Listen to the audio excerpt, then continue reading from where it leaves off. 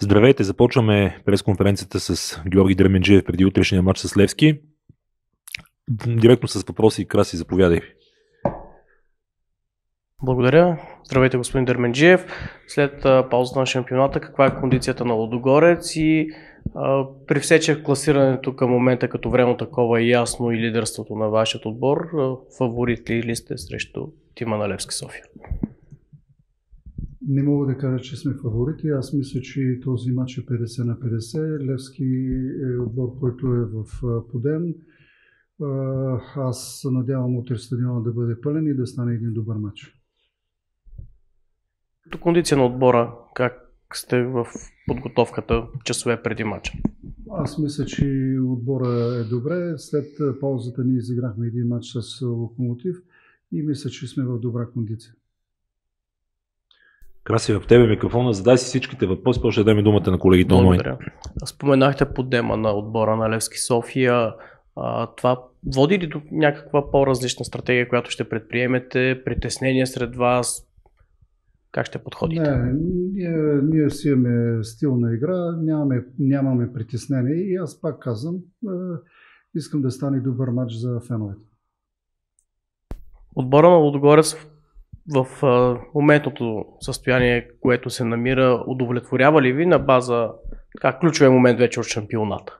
Да, ние сме точно в една такава фаза. Мисля, че отбора е добре и психологически, и физически, и технически.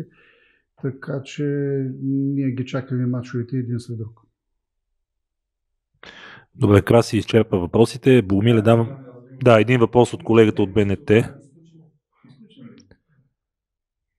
Включен ли? Добре. Притеснява ли нещо в съдийския състав? Наред ли е всичко там? Харесва ли ви? Аз не знам кои ще са. Те публично са оповестени. Мен не ме интересува това. Аз вярвам в българските съдии и мисля, че ще се справя. Прочетохме информация, че най-добрият футболист поляка Петровски ще бъде. Интересуват се от него в Испания, в испански отбор. Има ли такава истина? Търсен ли е?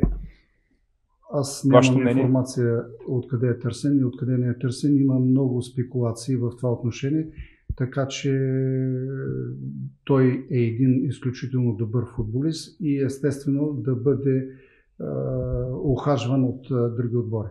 Разчитате ли на него? Това е звездата на вашия отбор. Всички за него говорят. Ние всички сме звезди в нашия отбор. Добре.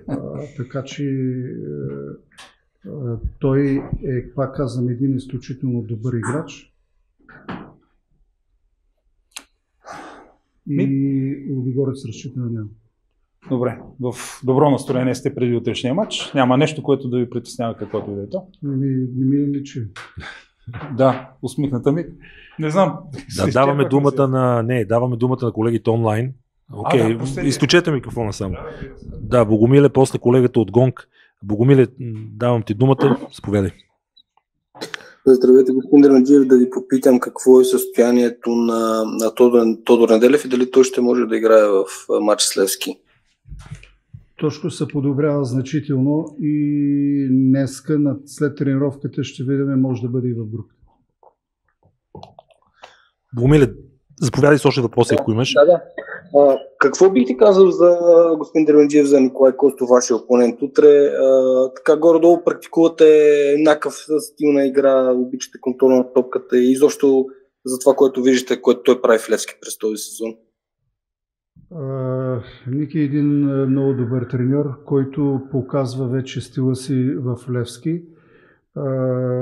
Аз много го харесвам и като човек и като отношение, позитивното му отношение към футбола и изобщо и дори към медиите. Той винаги е много, много сдържан и прецизен в изказването. Още въпроси, Богомиле? От теб има ли или не? Няма. Колегата от Гонг, заповядай. Само микрофона си пусти на устройството, че не се чува.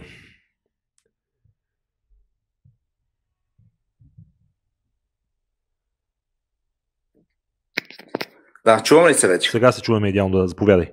Да. Господин Дерменджиев, по-специален ли ще бъде този матч за вас и кои са най-силните и опасни страни на Левски, които по някакъв начин не да ви притесняват, ами трябва да внимавате за тях?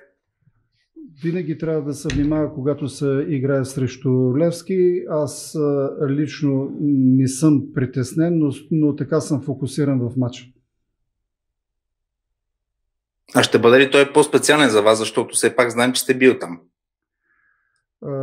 Аз уважавам Левски, уважавам много феновете на Левски и много пъти съм го казвал какво направиха феновете за Левски, но в момента аз съм старши треньор на Лудогорец и гледам отбор.